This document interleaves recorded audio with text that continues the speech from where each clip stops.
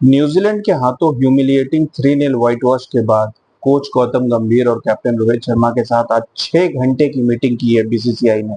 6 घंटे मतलब आप समझ सकते हो कि किस तरीके से ग्रिल किया गया होगा। इस मीटिंग में बीसीसीआई के प्रेसिडेंट रॉजर बिनी, secretary Jay Shah, chief selector Ajit Agarkar, ये तीन भी इंक्लूडेड थे। और इस 6 घंटे में जो सबसे इंपॉर्टेंट बातचीत हुई वो कोचिंग स्टाइल को लेकर थी। जी हाँ, प्लेयर्स तो फ्लॉप कर ही रहे हैं, लेकिन साथ साथ गौतम गंभीर के जो इनपुट्स हैं उनको लेकर बहुत बातें हुई। बातें ये हुई कि तीसरे टेस्ट मैच में रैंक टर्नर की जिद क्यों की गई, जबकि दूसरे टेस्ट मैच में इसी तरीके की पिच पे न्यूजीलैंड ने इंडिया को हराया था जो पुणे में हुआ था। तो मुंबई में रैंक टर्नर प्रिपेयर करवाने की क्या जरूरत थी? ना तो ये बॉर्डर गवास्कर ट्रॉफी में मदद करता, ना ही उस पिच पर इंडिया ने कुछ इस तरीके की परफॉर्मेंस दी थी दूसरे टेस्ट में जिससे ये कॉन्फिडेंस आता कि हाँ, तीसरे टेस्ट में हम ऐसी पिच रखें। साथ साथ जसप्रीत बुमराह को जो रेस्ट किया गया, ये कम्युनिकेशन बीसीसीआई को नहीं की गई थी। ये कोच ने इंटरनली डिस्कस करके फैसला लिया कि हाँ, बुमराह को रेस्ट दे देते हैं। बीसीसीआई जनरली चाहती है कि एक क्लियर कम्युनिकेशन हो जिसमें ये बातें बीसीसीआई के साथ डिस्कस की जाएं बिफोर इम्प्लीमेंटिंग देम, लेकिन यहाँ पर ऐसा नहीं हुआ।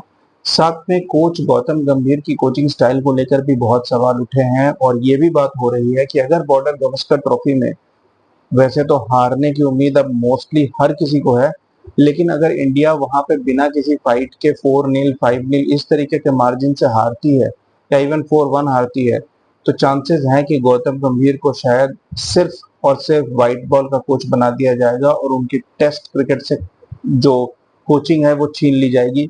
और मेरे ख्याल से इसमें कोई गलत नहीं है, गौतम गंभीर वापस दोबारा कोच बन सकते हैं रेड बॉल के, लेकिन उसके लिए उन्हें एटलीस्ट डोमेस्टिक क्रिकेट में या एटलीस्ट इंडिया ए की कोचिंग करनी चाहिए, इंडिया 19 की कोचिंग कर सकते हैं। कुछ रेड बॉल का कोचिंग एक्सपीरियंस होना बहुत जरूरी है।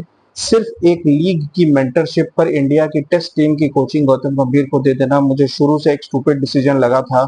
और आप मेरे उस टाइम के वीडियोस जो अभी तक मौजूद होंगे मेरे चैनल पर, आप जाके देख सकते हैं कि मैंने कितना क्रिटिसाइज किया था इस डिसीजन को।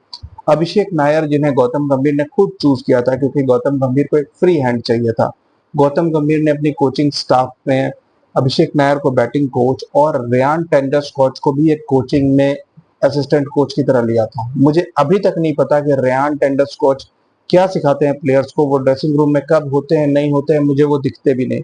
तो क्यों उनको गौतम गंभीर ने लिया? क्या यहाँ पे डब्ल्यू बी रमन जो कि एक एक्सपीरियंस्ड कोच है उनको नहीं लिया जा सकता था क्योंकि उन्होंने अप्लाई किया था एज ए बैटिंग कोच? लेकिन गौतम गंभीर को केकेआर ग्रुप में अपने साथ काम किए हुए लोग ही चाहिए थे। मॉर्ने मार्कल को उन्होंने बॉलिंग कोच की तरह लिया है, लेकिन सिराज की बॉलिंग में मुझे कोई खास इंप्रूवमेंट दिखी नहीं। बुमराह को मॉर्ने मार्कल क्या ही सिखाएंगे, बुमराह तो अपनी पीक पर है। लेकिन सिराज में भी कुछ इंप्रूवमेंट दिखनी चाहिए थी मॉर्ने मार्कल के आने से, जो दिखी नहीं। तो गौतम गंभीर के साथ साथ उनका कोचिंग स्टाफ भी काफी अभी तक इनकॉम्पिटेंट साबित हुआ है टेस्ट क्रिकेट में, और ये चीज बीसीसीआई नोटिस कर रही है। 6 घंटे की मीटिंग का मतलब ही है कि वो इस चीज से नाराज हैं कि इस तरीके की ह्यूमिलेटिंग व्हाइट वॉश क्यों हुई है। साथ ही साथ गौतम गंभीर और रोहित शर्मा से सजेशंस भी मांगे गए, टीम सिलेक्शन से लेकर के जो अभी व्हाइट वॉश हुई है उसके रीजंस को लेकर। अब इंटरनली क्या डिस्कस हुआ ये तो कहना मुश्किल है, लेकिन इतनी बड़ी मीटिंग में बहुत सारे पॉइंट्स इंपॉर्टेंट रेज हुए होंगे। वो कोई बड़ी बात नहीं है कि इसमें विराट कोहली से भी रिलेटेड डिस्कशन हुए हों, क्योंकि विराट कोहली पिछले 5 साल से टेस्ट क्रिकेट में कुछ भी सिग्निफिकेंट कंट्रीब्यूशन नहीं कर पाए। आपको एक बात और भी बता दूं कि यहाँ अजीत अगरकर के ऊपर भी सवाल उठे हैं, क्योंकि अजीत अगरकर ने गौतम गंभीर के साथ डिस्कस करके दो ऐसे प्लेयर्स को बॉर्डर गावस्कर ट्रॉफी में सिलेक्ट किया है जिनकी सिलेक्शन को लेकर बीसीसीआई ने सवाल उठाए। ये दो प्लेयर्स हैं नीतीश रेड्डी और हर्षित राणा, क्योंकि इन दोनों ने कंबाइंडली भी 10 फर्स्ट क्लास गेम्स भी नहीं खेले हैं। कितने? 10 भी नहीं खेले हैं। T20 के हिसाब से ये फिर भी ठीक है क्योंकि इन्होंने आईपीएल खेली है, इनके परफॉर्मेंसेज हैं।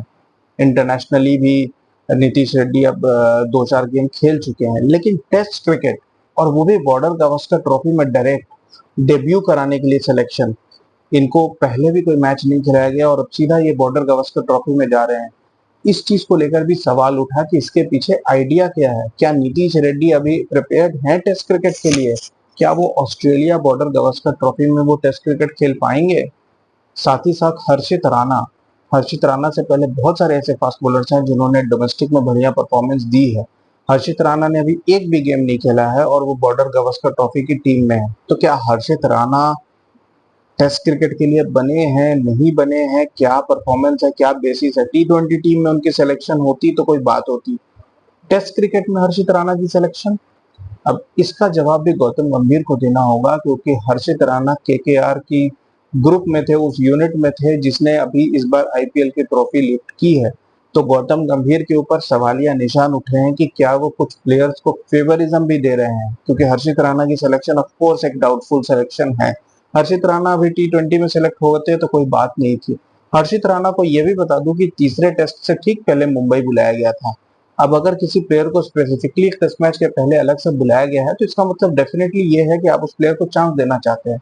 लेकिन तीसरे टेस्ट मैच में दो फास्ट बॉलर्स सिराज और आकाशदीप ही खेले, तो हर्षित राणा को बुलाया क्यों गया था? क्या गौतम गंभीर उनसे कुछ डिस्कशन करना चाहते थे? क्या उनसे नेट में बॉलिंग कराना चाहते थे? क्योंकि इससे तो बेहतर यही होता कि वो अभी इंडिया ए के साथ जाते और वहां पे दोनों प्रैक्टिस गेम खेलते, एटलीस्ट वहां एक्लेमेटाइज होते, ऑस्ट्रेलिया के खिलाफ 2 मैचेस में बॉलिंग करते, एटलीस्ट कुछ तो वहां की लोकल एक्सपीरियंस गेन करते बिफोर द टेस्ट सीरीज। तो हर्षित राणा की सिलेक्शन एक्चुअली में डाउटफुल है। नीतीश रेड्डी ने स्टिल वो दोनों प्रैक्टिस मैच खेले, हालांकि उनका कोई इंपैक्ट नहीं रहा, और इस वजह से भी सवाल उठ रहे होंगे कि नीतीश रेड्डी अभी फिलहाल टेस्ट क्रिकेट के लिए प्रिपेयर्ड नहीं दिख रहे।